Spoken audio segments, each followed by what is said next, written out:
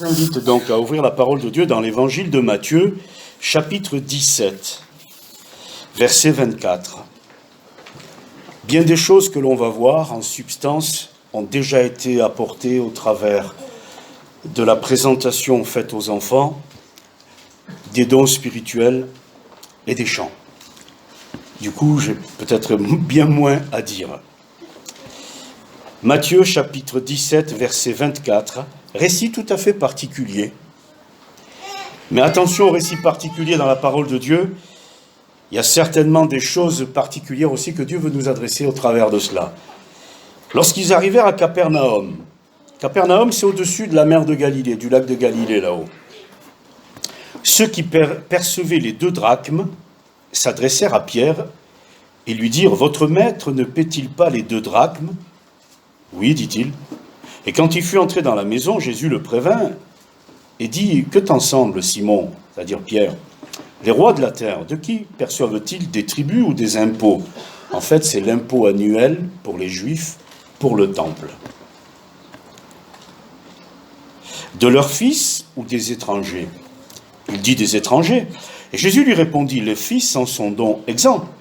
Mais pour ne pas les scandaliser, va à la mer, jette l'hameçon et tire le premier poisson qui viendra. Ouvre-lui la bouche, et tu trouveras un statère, prends-le et donne-le leur pour moi et pour toi. » L'impôt pour le temple, c'était 2 drachmes par personne. Ils sont 2, ça en fait 4, et un statère, ça vaut 4 drachmes. Alors on va y revenir. Capernaum. Dans l'évangile de Matthieu, au chapitre 4, c'est la première fois qu'on entend parler de Capernaum. Il y a des lieux, il y a des personnes, il y a des situations que Dieu veut bénir. Mais ce que Dieu veut n'arrive pas toujours. Parce qu'il peut y avoir un refus de notre part. C'est le cas à Capernaum. Matthieu 4, verset 12. Matthieu 4, 12. Jésus, ayant appris que Jean avait été livré, Jean-Baptiste, se retira dans la Galilée, donc là-haut, au-dessus du lac de Galilée. Il quitta Nazareth et vint demeurer à Capernaum, situé près de la mer, dans le territoire de Zabulon et de Nephtali, afin que s'accomplisse ce qui avait été annoncé par Ésaïe le prophète. Le peuple de Zabulon et de Nephtali, de la contrée voisine de la mer, du pays au-delà du Jourdain, et de la Galilée des païens, ce peuple, assis dans les ténèbres, a vu une grande lumière. Et sur ceux qui étaient assis dans la région et l'ombre de la mort, la lumière s'est levée. Amen. Quelle grâce! Combien vivent aujourd'hui dans des situations ou des régions enténébrées? Et la lumière de Dieu veut venir éclairer ces régions-là. Dieu veut, parce qu'il ne fait pas de favoritisme, venir intervenir, bénir, sauver, transformer la vie de tous les hommes. Mais parfois il se heurte à un refus délibéré. Et on pourrait penser que certains sont plus favorisés que d'autres. Le pays autour de la mer de Galilée, un peu plus bas, il y a Nazareth où Jésus est né. Forcément, s'il y a des gens et des régions du monde qui sont privilégiés, c'est eux. Oui, ils sont privilégiés parce que le Seigneur est là, mais ce n'est pas parce que le Seigneur est là qu'ils vont ouvrir leur cœur. Et le Seigneur est celui qui fait la même chose à l'égard de tout le monde. Il n'y a pas de privilégiés avec Dieu. Chapitre 8 de Matthieu, verset 5. Comme Jésus entrait dans Capernaum, donc il y revient, un centenier, cette fois c'est un étranger qui habite là, capitaine de la Légion romaine, un centenier l'aborda, le pria en disant « Seigneur, mon serviteur est couché à la maison, atteint de paralysie et souffrant beaucoup. » Jésus lui dit « J'irai, et je le guérirai. » Le centenier répondit « Seigneur, je ne suis pas digne que tu entres sous mon toit, mais dis seulement un mot et mon serviteur sera guéri. Car moi qui suis soumis à des supérieurs, j'ai des soldats sous mes ordres. Et je dis à l'un va et il va, à l'autre vient et il vient. Et à mon serviteur fais cela et il le fait. » Après l'avoir entendu, Jésus fut dans l'étonnement et il dit à ceux qui le suivaient « Je vous le dis, en vérité, même en Israël, je n'ai pas trouvé une aussi grande foi. Or je vous déclare que plusieurs viendront de l'Orient, de l'Occident, et seront à table avec Abraham, Isaac et Jacob dans le royaume des cieux. Mais les fils du royaume seront jetés dans les ténèbres du dehors où il y aura des pleurs et des grincements de dents. » Puis Jésus dit au centenier, « Va, qu'il te soit fait selon ta foi. » Et à l'heure même, le serviteur fut guéri. Dans des régions ténébrées, dans des régions apparemment privilégiées, il y en a qui ne veulent pas de Dieu, mais il y en a qui ont besoin de Dieu. Et il y en a qui se sentent indignes d'une telle grâce. C'est le cas de ce centenier. Et il va interpeller le Seigneur, ça va étonner le Seigneur et il va étonner tout le monde dans sa réponse. Il dira oui, le Messie a été envoyé au peuple d'Israël. Ça ne veut pas dire que les autres sont mis de côté, ça veut dire que c'était le point de départ. Et ce capitaine de la Légion romaine, eh bien il va être l'objet de la bénédiction de Dieu et son serviteur aussi. Comme quoi des hommes et des femmes qui n'ont jamais vu directement le Seigneur peuvent être bénis de lui.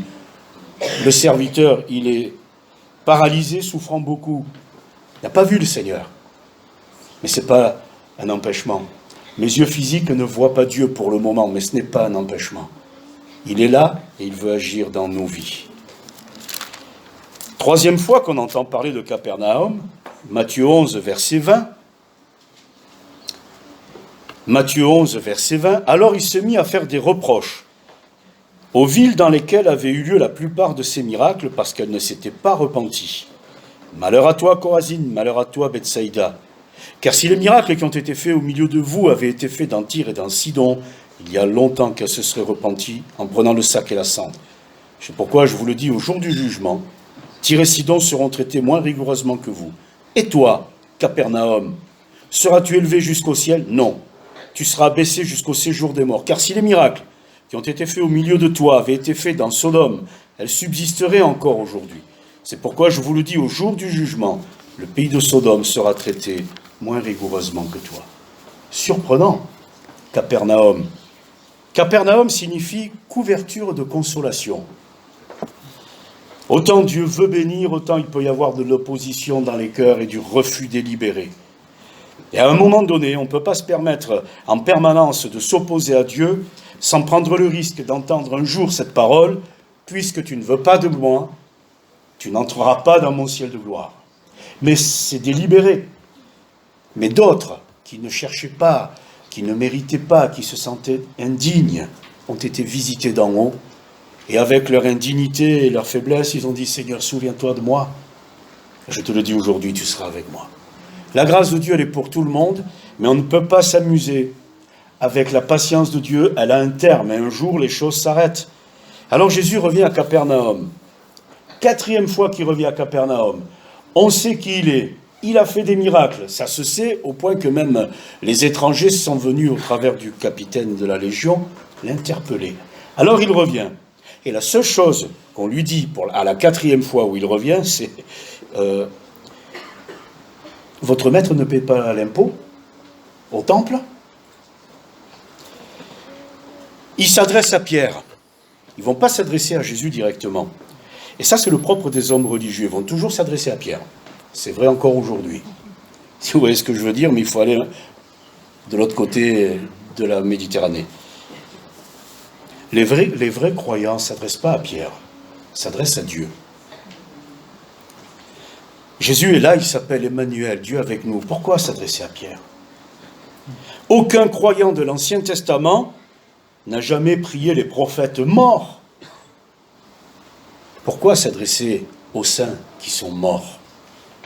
Ils sont morts, paix à leur âme, comme on pourrait dire, et s'ils ont été des hommes et des femmes de Dieu remarquables, eh bien inspirons-nous de leur vie, mais ils sont partis.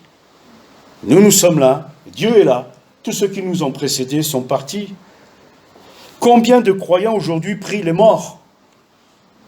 On pourrait se poser des questions, mais pourquoi priez-vous les morts?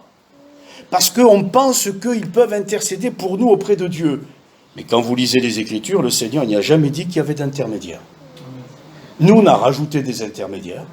Et on pense que, en passant par les intermédiaires, ça ira mieux. Mais pas du tout. Ils sont morts. Vaut mieux s'adresser au bon Dieu plutôt qu'à ses saints. On la connaît quand même, cette expression. Alors on revient à l'impôt du temple. J'ai fait une vérification après le 1er octobre. Augmentation du SMIC, vous allez comprendre. 2 drachmes grecs ou 2 deniers juifs, c'était en fait le salaire journalier d'un ouvrier. Alors on va le mettre au SMIC, l'ouvrier de l'époque. Rappelez-vous la parabole des ouvriers de la 11e heure, chacun a 1 denier. C'est le salaire journalier. Alors le SMIC au 1er octobre 2021, en valeur nette, est à 8,30 € de l'heure. Sur 2 jours, ça fait, si j'écrivais mieux, 116 €. 116 € pour l'impôt annuel au temple. Oui, mais ils sont 2. Donc, ça fait 232 €. Lorsque le Seigneur rentrera plus tard dans le temple, au chapitre 21 de Matthieu, il va dire, vous en avez fait une caverne de voleurs. C'est une maison de prière, vous en avez fait autre chose. Et aujourd'hui, dans bien des religions, on a construit des systèmes financiers. Qu'est devenue l'Église aujourd'hui? L'Église devrait être rien d'autre que la maison de Dieu. Une maison de prière pour Anne, cette femme meurtrie par la vie, qui rentre et qui va venir répandre son âme devant l'Éternel et prier. Pour les pécheurs, et on le verra, enfin ça se voit dans les évangiles, il y a des hommes qui rentrent dans le temple et qui disent « mais je ne suis pas digne, je ne suis pas digne ». Et puis pour les malades, il y en a qui sont dans le temple, Jésus est là, et il va dire à cet homme avec une paralysie « étends ta main ». Les religieux vont discuter, de toute façon les religieux c'est fait pour ça discute les religieux. C'est pour ça qu'on dira que l'homme est une bête religieuse. Parce que qu'est-ce qu'on discute? On discute de tout. On discute même avec Dieu. Qu'est-ce qu'on ne fait pas au nom de Dieu? Je vous renvoie à l'actualité et à certains procès en cours où on pense qu'au nom de Dieu, il faut faire, on doit faire, etc. L'histoire est malheureusement remplie de beaucoup de choses qui ont été faites au nom de Dieu et lui pourrait nous dire, mais attendez, moi je n'ai rien demandé. Je n'y suis pour rien. Alors assumez vos responsabilités, mais ne me mettez pas sur le dos vos folies. Si vous voulez savoir ce que je fais, je l'ai écrit, je l'ai prouvé, je l'ai signé. Si vous voulez savoir ce que je ne fais pas, c'est écrit aussi. Alors on va payer l'impôt au temple, d'accord. Et le Seigneur va payer l'impôt d'une manière qui fait qu'on en parle encore aujourd'hui. Il va dire à Pierre, qui est un professionnel de la pêche, un patron pêcheur, c'est pas pour rien qu'il lui dit tu vas à la mer, tu vas au lac de Galilée. Alors je ne sais pas si vous taquinez la canne, moi non. Mais je m'adresse à ceux qui taquinent la canne. Écoutez cette indication. Tu vas à la mer, tu jettes l'hameçon, le premier poisson que tu prends, il y a une pièce qui vaut 232 € dans sa bouche. Pardon? Parce que 4 statères, ça veut dire qu'un poisson a attrapé quelque chose. Mais ça veut dire qu'un juif a perdu 232 €. Ça c'est peut-être un peu improbable. Qu'un juif perde une pièce qui vaut 232 € et qu'un poisson qui passait par là, par hasard, l'attrape. Alors de l'improbable avec de l'incroyable, ça fait beaucoup. Le Seigneur aurait pu dire à Pierre, écoute, tu prends dans la bourse, sauf que comme c'est Judas qui tenait la bourse et qui le volait, il n'y avait peut-être pas 232 € dans la bourse. De temps en temps, le Seigneur pourrait nous dire, écoutez, moi je vous ai tout donné, comment se fait-il qu'il vous manque tant de choses? N'êtes-vous pas de ceux qui perdent des choses? Cousez le fond de vos poches? De ceux qui gaspillent les choses? Est-ce que vous achetez toujours ce qui est le plus important? Parce que si à la fin, moi je vous bénis, mais si à la fin il manque toujours, c'est peut-être pas le point d'arrivée qui est à revoir, c'est le point de sortie. Ne gaspillez pas. Bref, on referme la parenthèse. Et le Seigneur va dire, on va payer l'impôt, Pierre. Mais tu vas le payer d'une telle manière, à ma manière. À la manière du Seigneur, il est le Fils. Qui paye l'impôt de la maison de Dieu? Les étrangers ou le Fils? Eh bien, pour ne pas les scandaliser, le Fils va payer. Il est le Fils unique qui est dans le sein du Père. Il vient pour la 4e fois à Capernaum. Dans cette région ténébrée, la lumière s'est levée. Quelle grâce et quelle bénédiction. Et on vient lui dire, tu payes l'impôt. De temps en temps, on a des discussions avec Dieu qui sont irrespectueuses. Celui-ci est mon Fils bien-aimé en qui j'ai mis toute mon affection, mais la grâce qui nous est faite, c'est ce que Paul dira aux Galates, vous êtes tous fils de Dieu par la foi en Jésus-Christ. Ce matin, vous et moi, nous ne sommes pas simplement des croyants venus dans la maison de Dieu pour le louer. Nous sommes devenus, par sa grâce, fils et filles de Dieu. Et le Fils est en train de dire aux religieux, il est en train de dire à Pierre, il est en train de dire au monde entier au travers de ce texte, et maintenant qui est traduit dans toutes les langues, j'ai l'autorité sur toute chose. Je commande aux poissons. Vous allez me dire quelle importance de le savoir. Ça a la plus grande importance. Parce que celui qui est capable de commander aux poissons et de lui dire tu vas attraper une pièce qui vaut 232 € en prévision, parce que je ne pense pas que le poisson l'a attrapé il y a 8 jours. Je vois mal un poisson avec ça pendant 8 jours. Donc il y a peut-être quelques minutes, quelques heures tout au plus. Quel est le Dieu qui est capable de prévoir jusqu'à ce détail-là? C'est la démonstration que puisqu'il peut prévoir jusque-là, il peut tout prévoir. Puisqu'il est capable d'agir là, il peut agir dans tous les domaines. C'est cela l'explication, la raison de ce miracle. La première pêche miraculeuse, il y en a eu 3 pour Pierre. Celle-ci, c'est la seconde. Pierre s'en rappelle, on a travaillé toute la nuit, mais sur ta parole, je vais jeter le filet. Deuxième pêche miraculeuse, il y aura une pièce qui vaut 4 jours de travail pour payer l'impôt pour toi et pour moi. 232 € en valeur actuelle. Eh ben, je ne sais pas qu'est-ce que c'était comme poisson, mais... Donc tout à l'heure, on pouvait aller à la mer. Hein. Mais le premier poisson qui viendra, tu lui ouvres la bouche, il y aura ce qu'il faut. Tu ne vas pas essayer de chercher, de forcer, de comprendre le premier qui vient. Le Seigneur fait concourir toutes choses au bien de ceux qui aiment Dieu. Vous faites du souci pour demain, arrêtez de vous faire du souci pour demain. Dans la mesure où vos lendemains sont dans sa main. Dans la mesure où vous lui faites confiance. Ne faites pas de soucis pour demain. Deuxième pêche miraculeuse. Troisième pêche miraculeuse, lorsque Jésus reviendra rattraper Pierre dans sa déprime de repentance, après qu'il ait nié le connaître 3 fois dans la nuit. Pierre, m'aimes-tu?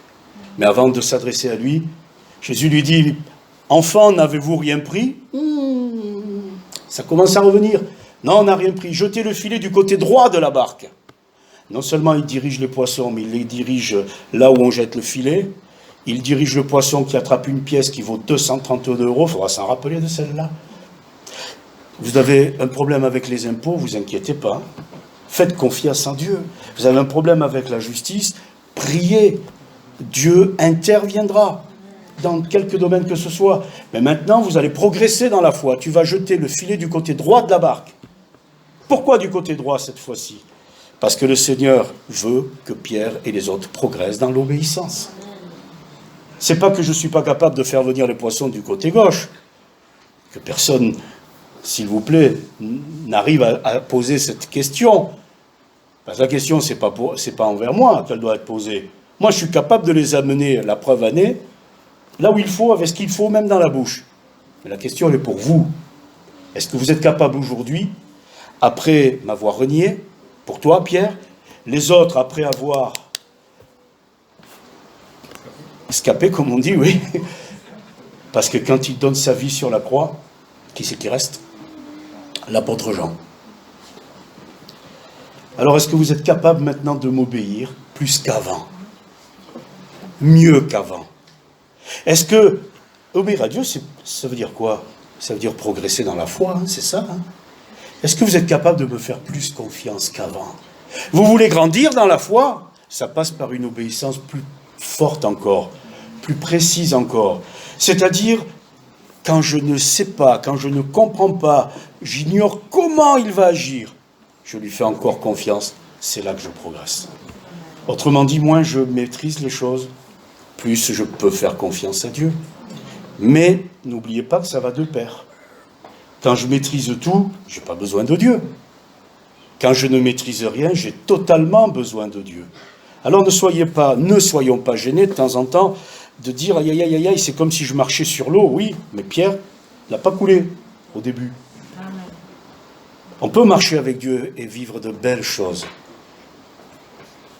Il sait tout. Tu sais, quand je m'assieds, quand je me lève, dira David, une science aussi merveilleuse, au-delà de ma portée. Il sait tout. Il sait tout. Il sait qu'un juif a perdu la pièce, alors il fait en sorte que le poisson l'attrape. Moi, ça, je trouve ça magistral.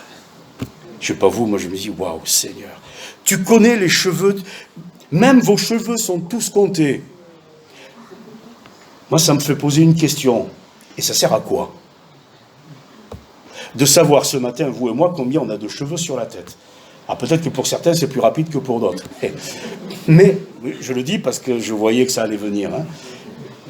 Mais pour les autres, à chaque coup de peigne, il y en a moins. Il connaît le nombre avant le coup de peigne, il connaît le nombre après le coup de peigne. Ça sert à quoi? Ça sert pas en termes de rentabilité, ça ne rapporte rien. Mais il sait tout. Dieu sait tout, il ne sait pas tout. Dieu peut tout, il ne peut pas tout. Il peut tout. Il sait tout. Il est présent partout. Et même nos cheveux sont comptés. Et moi, ça me rassure, je dis, mais Seigneur, si tu connais les cheveux de ma tête, à l'instant T, pourquoi je me ferais du souci pour le reste? Il compte le nombre des étoiles, et les scientifiques nous disent qu'elles vont, elles viennent. Et certaines sont encore inaccessibles. Il les compte, il leur donne des noms. Je ne sais pas ce que vous aimez faire, ça s'appelle un hobby.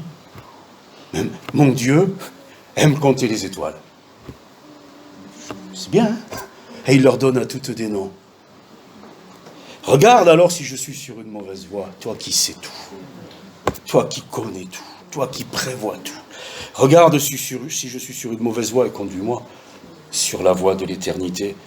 Ne craignez donc point, dira Jésus, ne craignez donc point. Tu vas tirer, et on va s'arrêter là, le premier poisson qui vient. Moi je trouve que c'est extraordinaire. Le premier poisson qui vient, il prévoit nos lendemains. Toutes choses concourent au bien de ceux qui aiment Dieu. Ne vous inquiétez de rien. Cherchez premièrement le royaume de Dieu et la justice de Dieu, et toutes choses vous seront données par-dessus. Et qui sait si, en rentrant chez vous, il n'y aura pas quelqu'un qui se serait trompé et qui aurait mis quelque chose dans la boîte aux lettres et glissé sous la porte. Vous êtes venus pour donner à Dieu la première place? Ça a la plus grande importance à ses yeux. C'est un acte de foi. Et il honore la foi. Que son nom soit béni. Amen. Je veux te rendre grâce, Seigneur, parce que ce matin, tu nous as montré, tu nous as dit, à travers de tout ce que nous avons pu entendre et recevoir, que tu diriges tout, tu maîtrises tout, tu es le roi. Et quand on t'obéit, Seigneur, tu honores la foi. Tu as gardé ces hommes dans la fournaise ardente. Tu bénis aujourd'hui sans distinction celui et celle qui vient vers toi. Pour le Dieu que tu es, nous te bénissons. Pour l'amour que tu manifestes à notre égard, nous te rendons grâce, Seigneur. Parce que tu es fidèle au-delà de tout, nous nous inclinons devant toi. À toi l'honneur, la louange. Amen.